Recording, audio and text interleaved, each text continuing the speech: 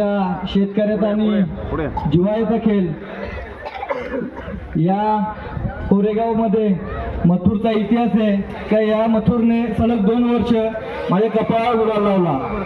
तिसरा वर्ष जो होता आताचा बरोबरीने सामना उतरला। काही नियमावली आहेत, नियमावलीच्या नुसार दोन्ही गाड्यांचं चिठ्ठी उडवली।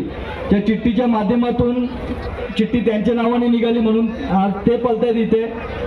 त्यांना पळायची संधी भेटली, पण किरण आप्पा माझे मित्र होते। किरण आप्पांनी थोडीशी आम्हाला पळायची इथे संधी दिली असती, कारण की इथे आमचा तिसरा वर्ष होता या वर्षाच्या टायमाला।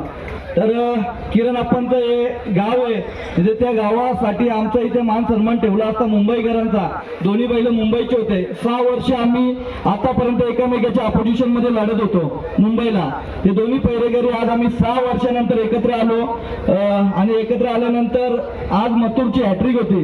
पण काही हरकत नाही, जे देवाला मान्य आहे ते देवाच्या मान्यानुसार देव बैलगाडा क्षेत्रामध्ये आपल्याला जे निकाल दिलाय त्या निकालाच्या वतीने जे पण निकाल आम्हाला दिला त्या निकालाचा आम्ही मान्य केलं आणि येणाऱ्या पुढच्या वर्षी नक्कीच चांगला पैरा करून येईल आणि 4थ्या वर्षाचा गुलाल घेऊन नक्कीच जाईल इथून। जय श्रीराम, जय शिवराय।